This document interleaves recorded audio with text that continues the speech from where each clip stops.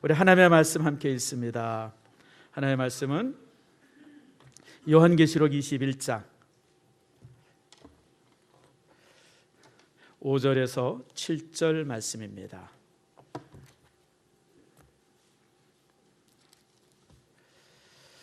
찾으셨죠? 우리 다 같이 5절에서 7절 말씀을 함께 읽습니다. 보좌에 앉으신 이가 이르시되 보라 내가 만물을 새롭게 하노라 하시고 또 이르시되 이 말은 신실하고 참되니 기록하라 하시고 또 내게 말씀하시되 이루었도다. 나는 알파와 오메가요 처음과 마지막이라. 내가 생명수 샘물을 목마른 자에게 값없이 주리니 이기는 자는 이것들을 상속으로 받으리라. 나는 그의 하나님이 되고 그는 내 아들이 되리라. 아멘. 기도하겠습니다. 하나님, 우리 오늘 이정숙 집사님이 주의 교회에 등록합니다. 하나님 귀한 딸이 함께 되게 하시고 하나님의 놀라운 은총과 은혜가 귀한 딸 위에 가득 넘치게 해 주시옵소서. 특별히 아버지 하나님, 이제 하나님께서 사랑하는 딸이오니 우리 교회 등록함이 저의 삶에 복이 되게 하시고 이 등록을 통해서 저의 마음의 기쁨과 감사와 감격이 가득하게 해 주시옵소서. 요즘의 삶이 녹록하지 않지만 주일마다 듣는 말씀이 그의 삶에 힘이 되게 하시고 능력이 되게 하셔서 능히 이기고 승리하는 저가 되게 해 주시오며 오늘 주의 교회에 등록한 이 등록이 하나님의 생명책에 견고하게 기록되어지는 축복 되게 해 주시옵소서. 이 시간 말씀을 듣습니다. 우리 모두가 하나님의 놀라운 은혜가 되게 하시고 말씀 속에서 우리의 삶이 새로워지며 특별히 능력의 말씀이 우리에게 임함으로 인해서 우리의 삶의 고민과 또 아픔과 문제들이 다 해결되어지는 축복 내리워 주시옵소서. 감사드리고 예수님의 이름으로 기도드립니다. 아멘. 날씨 춥죠? 살만하죠? 그 반응이 없어요? 여러분, 추운 게 축복입니다. 추워야 됩니다. 왜 추워야 되냐면요, 우리 사람들에게요 이 추운 찬바람이 굉장히 건강에 좋답니다. 혹시 감기 염려하고 이러라도 집에 꼭 박혀 있지 말고 이 추울 때 나와서 활동도 하고 그러세요. 한국 사람들은요 이 기온차가 60도라고 하는 이 큰 차이를 이제 극복하면서 살죠. 여름 되면 한 40도 가까이 올라가잖아요. 겨울 되면 20도 미만으로 내려가요. 이게 60도예요. 그러니까 1년을 살면서 영상 40도와 영하 20도를 오르내리면서 살아가는 게 한국 사람이거든요. 그러니까 한국 사람이 건강하고 한국 사람이 경쟁력이 있어요. 제가 한 7, 8년 된 것 같아요. 7, 8년 전에 그 자랑스러운 한국인이가 뭐 그런 TV 프로가 있었어요. 그러니까 외국에 나가서 이민가 가거나 이런 데 가서 막 이렇게 성공한 사람들이 이렇게 그 TV를 이렇게 방영해 주는 그런 프로였었습니다. 근데 한 분은 봤는데 이 미국에서 그러니까 사람들이 사는 데서 제일 북쪽에 사는 데가 알래스카에 있답니다. 거의 북극 좀 가까이에 산다 그래요. 그러니까 거기는 1년에 한 7, 8개월이 겨울인 거예요. 얼음이에요. 여름에 한번 잠깐 햇빛 나고 막 이제 그런 곳입니다. 그런데 거기에 택시 회사가 하나 있는데 택시 회사 사장님이 누군지 아세요? 한국 사람이에요. 한국 사람. 난 너무 깜짝 놀랐어요. 그래서 이제 인터뷰를 했어요. 기자가. 아니 어떻게 여기 와서 이렇게 택시 회사를 하게 되냐 그랬더니 자기가 미국에 이민 와가지고 이런 걸 저런 걸 다 했는데 안 돼가지고 결국 마지막에 온 게 알래스카에 와서 택시 운전을 했대요. 택시 운전을 3년 4년 하다 보니까 뭐가 됐어요? 사장. 여러분 한국 사람은요 어딜 가든지 4, 5년 머물면 다 사장이 됩니다.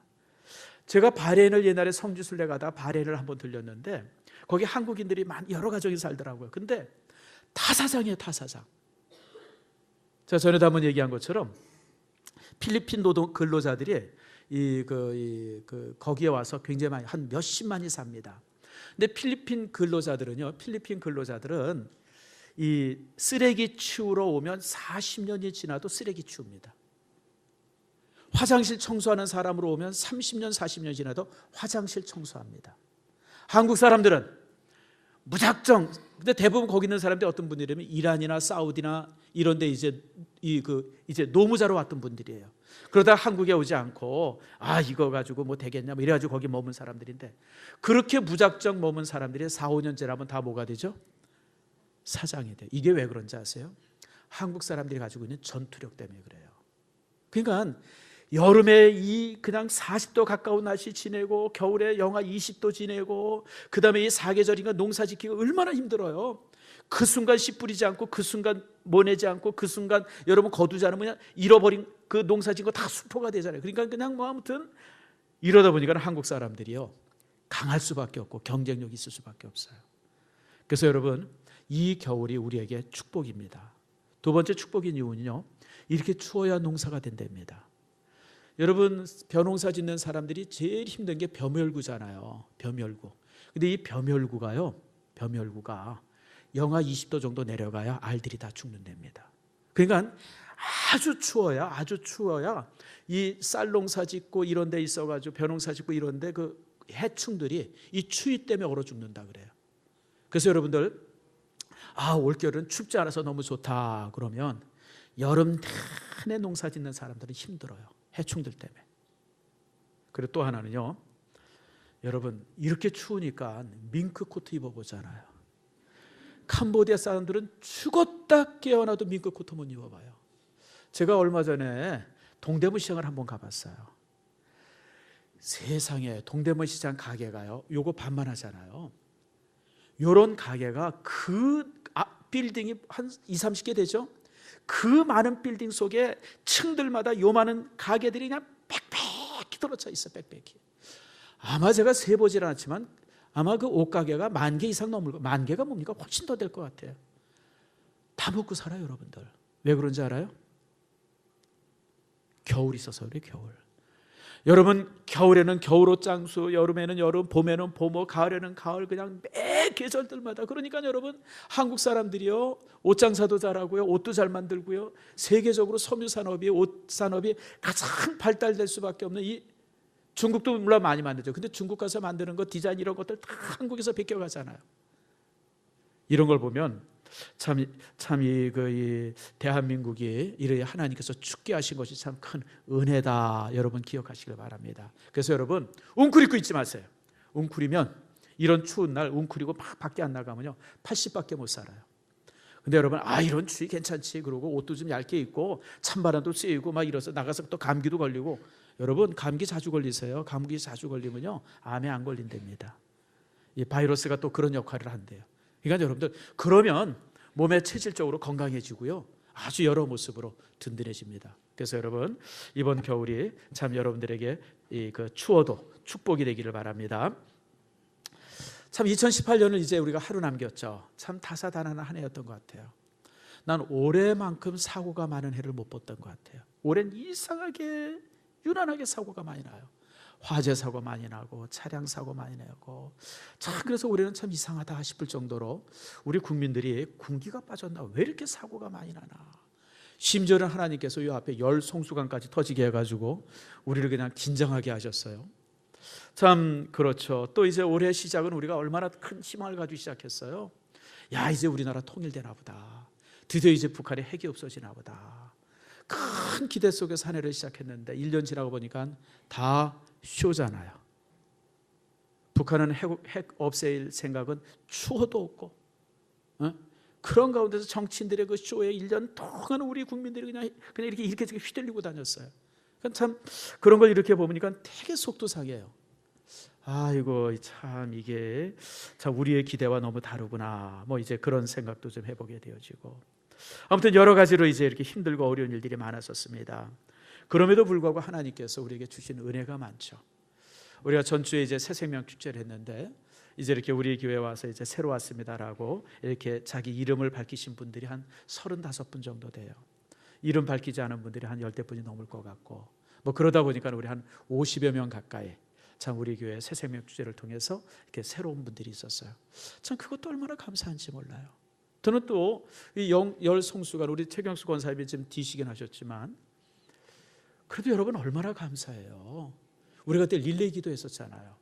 바로 그 자리에 우리 집사님 한 분이 차를 세워뒀대요. 기도해야 하기 위해서. 그리고 차 빼고 얼마 있다가 터졌다 그래요.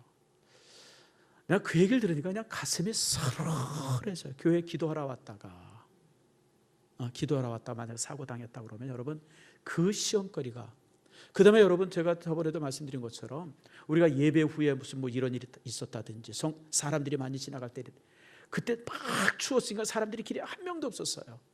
그러니까 그게 터져도요 큰 문제 없이 지나간 거예요. 더더욱 감사한 게요, 여러분, 만약 이 횡단보도 근처에서 터졌다 그래 보세요. 횡단보도 근처. 아마 지금까지도 사람들이 관대를 우리 교회 앞에다 놓고 데모할 겁니다, 여러분들. 돌아가신 분들이 막 많아지면요. 여러분, 그래서 참 그런 부분들 보면서 참 그래도 올 한 해 하나님의 은혜 안에서 평안하게 지나갔다 생각합니다. 감사한 게요, 올해 결혼식이요 15건이 넘었어요, 우리 교회. 여러분 얼마나 좋아요, 여러분들. 내 아들은 못 갔지만 나는 말할 수 없이 기분이 좋아요. 그래서 내가 결혼식 주례할 때마다 하나님 앞에 기도해요. 하나님, 내가 이제 축하만 하는 목사가 아니라 축하받는 목사도 좀 되게 해주세요. 그러면서 이제 주례를 하는데 얼마나 좋은지 몰라요. 그리고 여러분, 장례가 한 건이 없었어요. 혹시 죽은 분 손 들어보세요. 올해 죽었던 분들. 장례가 한 건이 없었어요, 여러분들.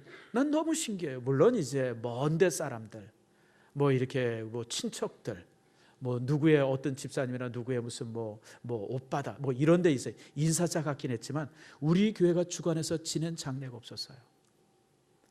하나님께서 항상 장례가 없으니까 저로 하여금 장례 잊어버릴까 봐 3주 전에 친구 어머님이 돌아가셨는데 선교사 친구인데, 그러니까 이제 이렇게 장례 줄 데가 없어 저보고 해달라 그래서 제가 그냥 남이 장례, 우리랑 저랑 아무 상관없는 장례를 그 장지까지 가면서 이렇게 장례를 치러주기까지 했어요. 참 이런 모습 보면 너무 감사하죠. 그래서 여러분, 우리가 한 해가 참 다사다난하고 힘들었고 여러 가지 일도 많았었지만 그럼에도 불구하고 하나님께서 여기까지 이렇게 우리를 평안케 해주신 거 참 끝이 좋잖아요. 끝이 좋은 게 너무 감사합니다. 사람은요 끝이 좋아야 돼요. 인생도 끝이 좋아야 합니다. 사람들이 끝이 나쁜 사람들이 있어요. 처음 만날 때나 중간에는 막 좋은데 끝맺음할 때 영 흐지부지하고 이상한 사람들이 있어요. 그건 아주 나쁜 습관입니다. 끝이 좋아야 돼요. 끝이. 여러분, 우리나라 대통령들 보세요. 끝이 나쁘니까 다 나쁘잖아요. 대통령 당선될 때는 얼마나 대단했어요. 그냥 여러분, 만인지상 아니에요. 세계에서 뭐 이 땅에서 제일 높은데, 근데 끝이 안 좋으니까 지금 다 어디가 있어요? 큰 집에 가 있잖아요. 여러분, 이승만 대통령 같은 분은 우리나라 대통령 되실 때 온 국민이 독립 영웅으로 환영했잖아요. 근데 결국 여러분 미국에 이민 가가지고 거기서 죽고 나중에 이제 이 주검만 한국에 돌아오게 됐죠. 난 너무너무 불행한 것 같아요. 박정희 대통령은 아내도 총에 맞아 죽고 본인도 총에 맞아 죽고 자식들도 참 지금 엉망이잖아요. 뭐 전두환 대통령, 노태우 대통령 뭐 이제 하자마자 그냥 뭐 감옥에 가가지고 저랬고, 뭐 또 이제 뭐 김영삼 빈대준 대통령은 참 그래도 잘한 것 같은데 이놈의 자식들 때문에 얼마나 부끄러움을 당해요. 자식들 때문에. 또 노무현 대통령은 뭐 이런저런 것 때문에 그냥 자살하고, 뭐 이명박 대통령이나 또 박근혜 대통령은 지금 15년, 25년 형 받아가지고 지금 큰 집에 있잖아요. 난 솔직히 우리나라의 가장 큰 불행 중에 하나가 이거 같아요. 여러분, 대통령을 지내온 분은 그 나라의 원로입니다. 어른입니다. 어른. 지금 우리나라에 어른이 없어요. 어른이. 나라에 큰 문제가 있으면 뭐 이제 현직 대통령이나 이런 사람들이 가서 어떻게 했으면 좋겠습니까? 이렇게 물어볼 어른들이 없어요. 다 어디가 있는데? 다 어디가 있어요? 다 감옥에 있잖아요, 여러분들. 이건 정말 불행한 일이에요. 저는 사실 그래서 가끔 나라 민족을 위해서 기도할 때는 항상 대통령 위해서 기도해요. 딴 거 기도하지 않습니다. 하나님, 이번 대통령만큼은 불행하지 않게 해주세요. 근데 요즘에 조짐이 많이 안 좋잖아요. 이거 또 한 3년 후에 이런 일이 또 되면 어떡하나. 여러분, 지금이라도 여러분이 기도하세요. 이제부터는 우리 민족 속에 이런 불행한 일 없게 해주세요라고 기도하세요, 여러분들. 정말 불행한 거예요. 나라에 어른이 없는데, 중요한 문제를 의논받고 중요한 문제에 충고해 줄 수 있는 어른이 없는데 이게 얼마나 불행한 나라예요. 그래서 여러분, 이제부터는 우리나라가 정말 대통령직을 지내고 온 분들은 정말 나라의 어른이 되어줘서 평생 동안 나라에 큰 일들을 맡을 수 있는 분들 되게 해달라고 여러분 기도하세요. 여러분, 끝이 중요한 거예요. 대통령 당선된 게 중요한 게 아니에요. 대통령에서 내려올 때가 훨씬 더 중요한 거예요, 여러분들. 그때 온 백성들이 박수를 치고 아쉬워하고. 제가 개인적으로 넬슨 만델라라고 하는 분을 참 좋아합니다. 그분이 이제 남아프리카 공화국의 초대 흑인 대통령이었었잖아요. 근데 여러분, 그분이 이제 대통령직을 마치니까 사람들이 다 재선하라고, 당신 같은 분이 없는데 재선하라고 그렇게 그랬는데 넬슨 만델라가 재선 안 하잖아요. 나는 한 번으로 하겠습니다. 만일 내가 한 번 더 하면 이게 우리나라를 망칩니다. 그리고 그가 재선에 나오면 99%, 99.999%로 이 그 대통령 되실 분인데 딱 내려오잖아요. 그분은 끝이 그분만큼 화려한 사람이 없었어요. 여러분들도 그렇게 살기를 축복합니다. 여러분, 끝은 답니다. 제가 자주 말씀드리지만 시작은 반이에요. 시작은 반이에요. 그러나 끝은 뭐예요? 답니다, 여러분. 아무리 시작을 잘하고 중간에 과정이 좋아도요, 끝을 망치면 다 망치는 겁니다. 올 한 해 이제 하루 남았습니다. 이 하루 남은 이 올 한 해를 여러분들 끝맺음 잘하기를 축복합니다. 잘해야 합니다. 오늘 사실 우리 교회가 오후 예배 때 시상식이 있잖아요. 그래서 끝맺음을 잘하려고 시상식을 만들었어요. 또 그때 합니다. 여러분, 제가 보니까 우리 교회 봉사하는 분들의 숫자가, 상들의 숫자를 이렇게 보니까 한 450명이 넘더라고요. 물론 겹치는 분들이 있어요. 2개, 3개 봉사하는 분들은 겹쳐서 이제 2, 3개 상을 받아. 어쨌든 간에 우리 교회에 300명 가까이 되는 분들이 일꾼이에요. 주일학교 교사로, 찬양대로, 또 안내위원으로, 헌금위원으로, 뭐 이런 여러 모습으로 봉사하는 사람들의 숫자가 참 이렇게 많은 거, 그리고 그것을 이렇게 격려할 수 있다고 하는 것이 또 교회도 얼마나 끝맺음이 이쁘게 맞춰지는지 몰라요. 또 새생명 축제도 이제 해가지고 참 복된 모습 보고. 사랑하는 성도 여러분, 그렇습니다. 여러분들의 끝이 좋기를 축복합니다. 계시록도 참 그런 면에서 참 의미가 있어요. 요한계시록의 마지막 책이 요한계시록이고, 계시록의 마지막의 부분이 여러분 천국이잖아요. 저는 그래서 하나님께서 참 어떻게 이렇게 성경 배열을 기가 막히게 하셨을까. 여러분, 계시록의 마지막 장이 21장, 22장인데 사실 두 장은 하나입니다. 내용이 똑같습니다. 그러니까 마지막 부분은 가장 영광스러운 부분으로 이렇게 이제 우리에게 주어지게 되죠. 근데 사실 이 계시록을 썼던 사도 요한은 가장 힘든 시대를 살았습니다. 이 시대가 이제 로마 도미티안이라고 하는 황제 시대인데, 로마 황제 숭배를 아주 강제적으로 그렇게 그냥 요구함으로 인해 가지고 그 당시에 성도들이 수십만 명이 체포되고 순교당합니다. 그때 이제 요한 사도가 함께 체포가 되어집니다. 요한 사도는 그 당시 에베소 교회에서 이제 담임 목사라고 있었거든요.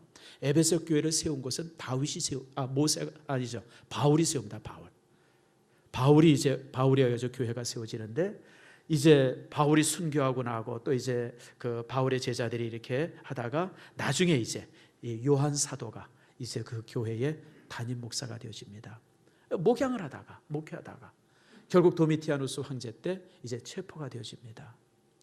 근데 이제 자꾸 보니까 예배소 교회 담임 목사로 딱 잡고 보니까 뭐 이게 노인이고 뭐 이거 어떻게 해볼 수 있는 사람이야. 그러니까 로마 당국이 사형시키지 말고 귀양 보내자. 그래서 귀양 보낸 것이 반모섬입니다. 지금도 이 반모섬은 이 관광 수입으로 먹고 살고요. 지금도 인구가 한 3,000명밖에 안 되는 아주 그런 불모의 땅입니다. 섬은 뭐 그나마 좀 어느 정도 크기가 좀 있어요. 그런데 곡식도 안 되고, 그 다음에 또 이제 무슨 과일도 안 되고 막 이래가지고 사람들이 살 수 없는 그런 땅이었어요. 바로 그런 곳에 이제 굶어 죽으라고 보냈는데, 사도 요한이 그곳에서 굶어 죽은 것이 아니라 하나님의 환상을 봅니다. 하나님의 미래를 봅니다. 여러분, 그래요. 내가 아무리 힘들고 어려워도 믿음의 사람들은 뭘 봐야 돼요? 환상을 보는 사람이에요. 로마 당국자들은 지금 이 요한을 굶어 죽으라고, 그곳에서 그냥 말라 죽으라고, 그곳에서 배고파 죽으라고 보냈는데, 요한 사도는 그곳에서 환상을 봐요. 하나님의 나라를 보고 하나님께서 역사를 주관한다고 그러니 놀라운 사실을 바라보고, 정말 이런 기적들을 만드는 역사가 요한에게 있고 그 보았던 환상을 기록했는데, 그게 지금 우리가 가지고 있는 요한계시록입니다. 특별히 요한계시록은요, 묵시록이라고 하는 이제 범주에 속한 책인데, 인간의 어떤 미래들, 또 이제 하나님께서 이 인생의 그리고 이 온 우주의 끝을 어떻게 하실 것인가, 이런 부분이 기록되어 있는 아주 신비스러운 책입니다. 그래서 오늘 이 시간에 이 요한이 본 환상, 그리고 요한이 가진 그 이제 이 축복들을 함께 나눕니다. 오늘 특별히 21장에 보면 하나님께서 이제 천국은 어떤 곳인가라고 하는 것을 보여주고 있어요. 그게 1절부터 4절입니다. 우리가 이제 1절부터 4절을 읽질 않았는데요, 여기 이제 천국은 세 가지로 요약이 돼요. 처음 하늘과 처음 땅은 사라져요. 다시 말하면 우리가 살고 있는 이 세상은 딱 사라지면서 이 하나님으로부터 이제 하늘에서 내려온 땅, 그곳이 천국이다라고 하는 거예요. 그리고 그 천국은 여러분 이제 눈물이 없고 또 이제 사망이 없고 아픔이 없고 고통이 없는 곳, 그곳이 천국이다. 1절부터 3절, 4절까지 이렇게 천국을 요약하고 있어요. 여기서 중요한 것이요, 여기서 중요한 것이 천국은 사람이 세우는 곳이 아니라 누가 세워요? 하나님이 세운다고 하는 거예요. 사람이. 여러분, 종종 사람이 이 땅에 천국을 세우려고 합니다. 근데 사람이 세우려고 하는 천국은 항상 보면 나중에 지옥보다 더 못한 곳이 되어져요. 벌써 한 40년이 넘은 것 같아요. 이 브라질 밀림에 인민 무슨 사원인가 이런 걸 미국인들이 만들었어요. 한 수백 명이 거기서 공동체 생활을 했어요. 그곳이 이제 천국이라는 거예요. 근데 어떻게 됐죠, 여러분들? 다 독약 먹고 자살하잖아요. 가서 보니까 천국인 줄 알았는데 이건 지옥보다 못한 곳이에요. 사람들이 그냥 다 자살해가지고, 그게 한 40년 된 사건이네요. 사람은 천국을 못 만들어요. 여러분, 요즘에 이제 또 이제 대두되는 이론 중에 하나가 이제 좌파 사회주의잖아요. 여러분, 이 사회주의라고 하는 것도 지상에 노동자의 천국을 만들자라고 하는 것이 사회주의의 어떤 그 목표입니다. 근데 여러분, 원래는 공산주의. 근데 공산주의까지 가지 못하는 이 자본주의가 무너지면서 이제 공산주의가는 이 길목에 있는 체제를 갖다가 사회주의라고 합니다. 왜 그러냐면 공산주의의 최종의 목표는 나라까지 없애는 겁니다. 여러분, 우리가 공산주의, 그래서 이제 어떤 사회인가 그런데 공산주의 최종의 목표는 모든 기업이 무너집니다.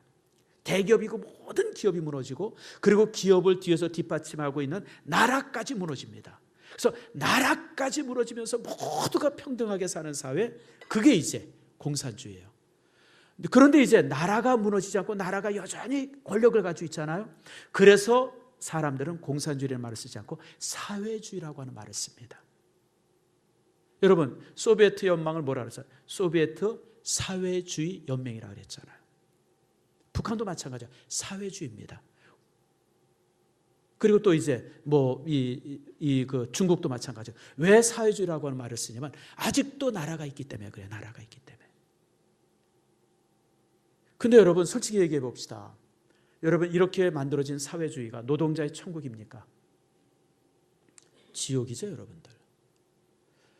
예를 들어 보면요, 여러분, 저기 이 쿠바 같은 나라가 60년대만 해도 낙원과 같은 나라였었습니다. 그래서 미국의 유명한 배우들이라든지 이런 사람들이 항상 쿠바에 가가지고 거기 가서 살고 그랬어요. 별장을 푸베에다 만들고. 왜냐하면 그 카리브해라든지 여기가 아주 너무 아름다운 곳이니까 그곳에 별장을 짓고, 해밍웨이 같은 사람도 그곳에 가서 이 쿠바에 가서 글 쓰고 그랬어요. 미국의 유명한 사람은 대부분 쿠바에서. 근데 카스트로라고 하는 사람이 딱 정권을 잡으면서 그 모든 것들을 이렇게 통제하면서 여러분, 쿠바가 지옥이 됐죠. 제가 얼마 전에 쿠바에 대한 이렇게 그 다큐멘터리를 만든 걸 제가 한번 봤어요. 쿠바는 60년 전이나 지금이나 똑같아요, 여러분들. 60년 전의 쿠바 모습이 지금도 여전히 똑같아요. 이게 무슨 얘기냐면 발전되지 않고 정지돼 버리고 시간이 멈춰진 나라예요.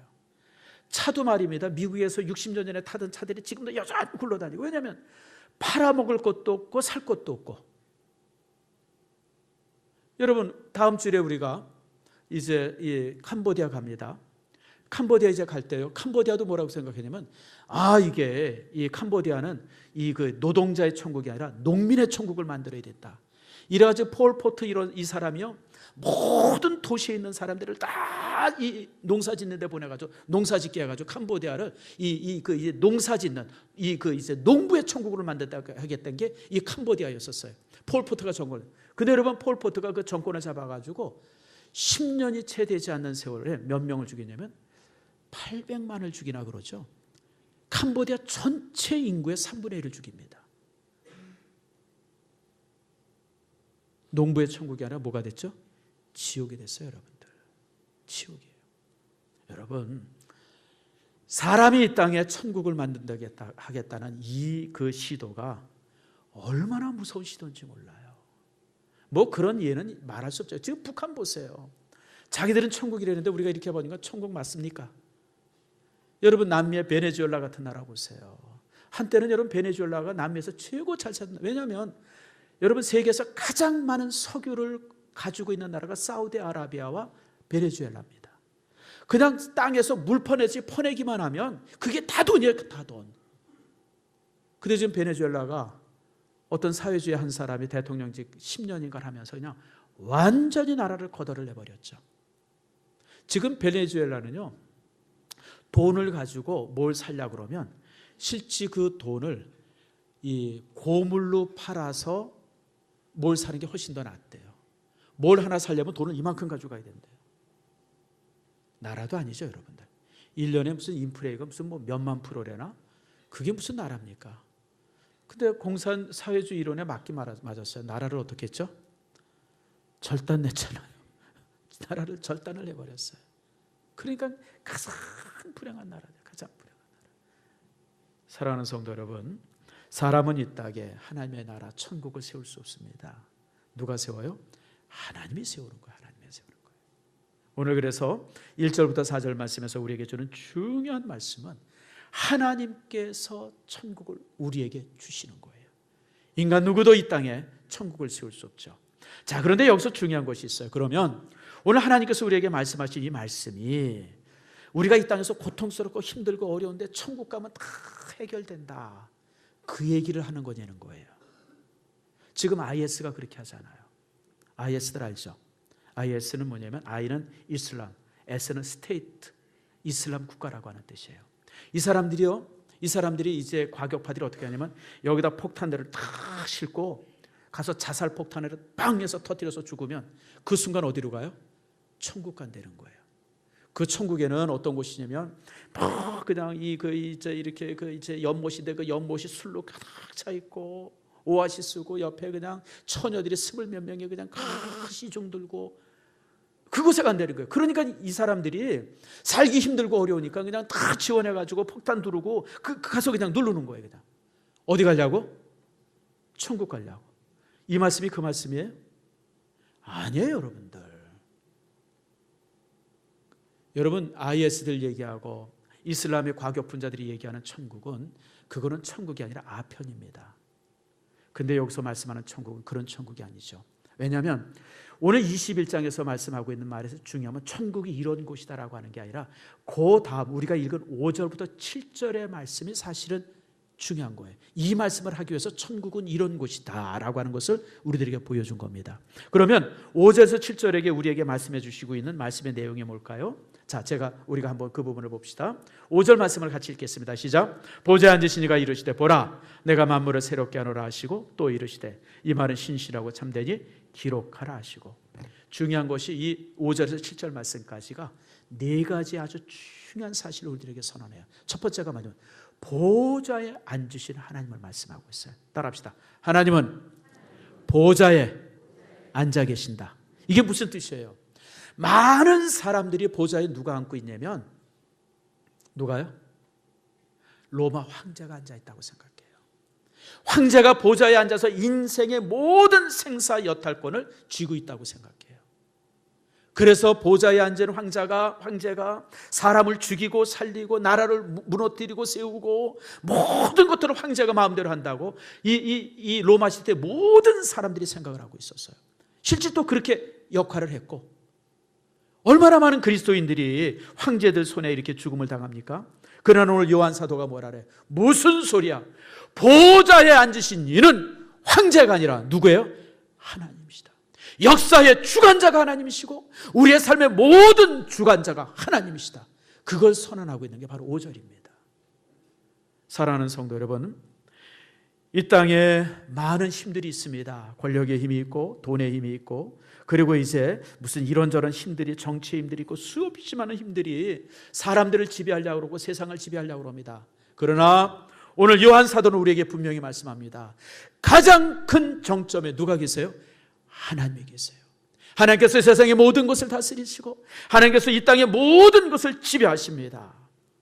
여러분, 이 사실을 오늘 우리에게 말씀하고 있어요.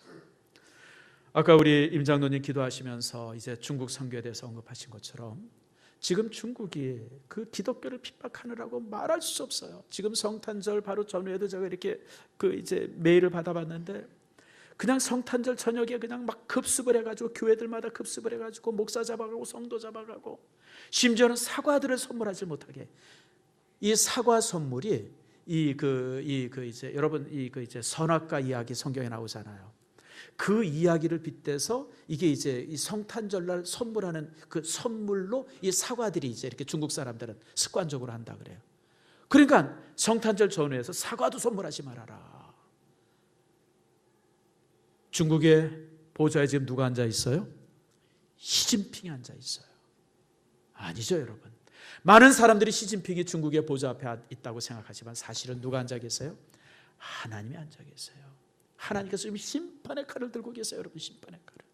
보좌에 앉으신 분은 누구예요? 하나님. 역사의, 인생의 모든 보좌에,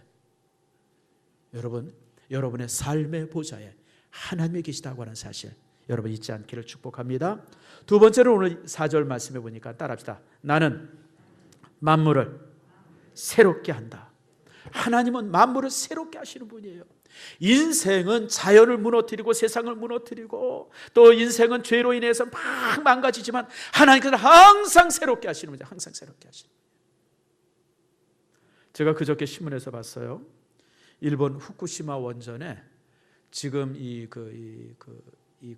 오염된 물이 100만 톤이 저장돼 있대요. 100만 톤이면 어느 정도 될까요? 내가 볼 때 무슨 댐 하나에 댐 하나.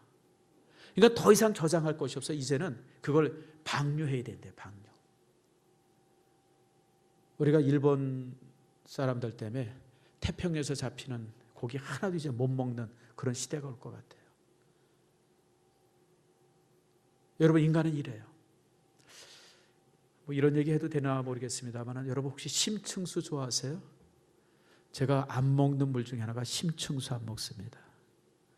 이게 왜 안 먹냐면, 우리나라 심층수, 제가 이제 한번 울릉도에 갔더니 거기 심층수 회사가 있더라고요. 그래서 이거 공짜로 하나 주는데 제가 안 먹었어요. 왜냐하면 여러분들, 그 심층수라는 게 이제 그린란드에서 녹은 물이 밑으로 내려와서 이렇게 염분이랑 이 민물이랑 이렇게 잘 섞이자, 이 온도가 낮으면 안 섞인대요. 그래서 이 이 소금물들은 위에 떠 있고 민물이 이제 밑에 가라앉아가지고 그게 쭉 바다 밑을 뭐 수천 년간 이렇게 돌아서 뭐 간대요. 근데 여러분, 바다 밑은 뭐죠? 바다 밑이 이뻐요? 바다 밑은 쓰레기장이에요. 여러분, 이 온갖 쓰레기가 바다에 그냥 차고 쌓이는데 그 위에 지나가는 거예요. 특별히 여러분, 우리나라의 온이가 뭐냐면 쓰레기, 화장실 쓰레기, 진짜 이게 어떻게 정화할 수도 없고 이런 온이들, 이거 어디다 갖다 버리는지 아세요? 여러분, 스시마 해요. 대마도 해협에다 다 버립니다. 이게 그냥 다 아는 사실인데 우리가 모르는 척 하는 거예요. 그 큰 유조선 같은 큰 배에다가 가득 채운 온이들, 쓰레기들, 화장실 쓰레기들을 그 대마도 해협에다 다 버려요.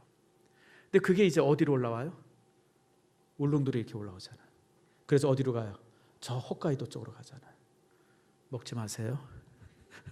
물론 여러분이 버린 거 먹는 거니까 큰 문제는 없겠습니다만은. 그러니까 여러분, 인간은 자연을 이렇게 파괴해요. 사람도 파괴하고. 그런데 하나님은 어떤 분이에요? 새롭게 하시는 분이에요. 사람이 아무리 파괴하려고 그래도 그렇게 많은 쓰레기를 버리고 그렇게 많은 그런 어떤 오염 물질들, 오염 공기들을 버려도 하나님은 항상 새롭게 해주세요. 새롭게 해주세요. 하나님은 새롭게 하시는 분이에요. 특별히 제가 좋아하는 말씀이 에스겔서 36장 26절 말씀인데요. 새 마음을 너희에게 주노니 굳은 마음을 제하고 내가 부드러운 마음을 줄 것이요. 여러분, 우리가 인생을 살면서 얼마나 우리의 가슴이 굳어져요. 딱딱해지잖아요. 근데 하나님께서 항상 우리의 굳은 마음을 제하시고 우리에게 뭘 주세요? 새 마음을 주시겠다고 약속하세요. 부드러운 마음을. 여러분들이 주 안에서 이런 부드러운 마음 갖기를 축복합니다. 이제 내년에는, 정말 새해에는 교만한 마음이 없어지고 겸손한 마음으로, 복잡한 마음이 없어지고 단순한 마음으로, 더러운 마음이 제해지고 성결한 마음으로, 세속적인 마음이 제해지고 신령한 마음으로 변화되어지는 축복들, 하나님께서 여러분을 새롭게 하는 축복이 있기를 축원합니다. 뿐만 아니라 6절 말씀에 또 이렇게 말합니다. 따라합시다. 나는 알파와 오메가요. 하나님은 나는 알파와 오메가다. 처음이고 마지막이라고 하는 얘기예요. 사실 성경 보세요. 하나님께서 태초에 천지를 창조하시는 처음, 하나님부터 시작이 되어지고, 우리가 읽은 21장과 22장의 말씀처럼 세상의 마지막도 하나님이 결정하세요. 다시 말하면 알파와 오메가라고 하는 이 말씀은 인류의 모든 역사를 하나님이 주관하신다고 하는 거예요. 인간이 열심히 살지만 하나님께서 모든 것을 주관해요. 알파와 오메가가 되신다. 처음이자 끝이 하나님이세요. 여러분의 인생이 그렇게 되어지기를 축복합니다. 마지막에는 승리입니다. 7절 말씀 보세요. 이기는 자는 이것들을 상속으로 받으리라. 다시 말하면 하나님께서 우리를 이기는 자가 되게 해주세요. 왜 이기는 자가 되냐면 6절 바로 전에 내가 생명수 샘물을 목마른 자에게 값없이 주리니, 생명수 샘, 하나님의 능력, 성령의 권세를 목마른 자, 우리 믿음의 사람들, 하나님 안에서 기도하는 사람들에게 내가 값없이 부어주리니, 그걸 가지고 뭐가 돼요? 이기는 자가 될 것이다. 하나님의 약속입니다. 사랑하는 성도 여러분, 하나님께서는 우리에게 항상 이렇게 새 힘을 주십니다. 생명의 힘을 주십니다. 이 힘을 가지고 여러분들이 새해에는 승리하는 축복이 있기를 축원합니다. 말씀을 맺습니다. 여러분, 우리가 참 힘든 한 해를 살았고 새해를 기대합니다. 새해는 그냥 자고 일어나니까 새해가 됐다, 이런 모습이 아니라 오늘 우리에게 주신 말씀대로 새해를 맞이하기를 바랍니다. 새해는 어떤 새해요? 하나님의 보좌에 앉으신 새해입니다. 하나님께서 만물을 새롭게 하시는 새해입니다. 하나님께서 모든 것의 시작이 되고 끝이 되시는 새해입니다. 하나님께서 우리에게 생명수를 주심으로 이기게 하시고 하나님의 것을 유업으로 받게 하시는, 상속받게 하시는 그런 축복의 새해입니다. 이 새해를 기도하면서 여러분, 정말 새해를 맞이하는 여러분들 모두가 되어지기를 축원합니다.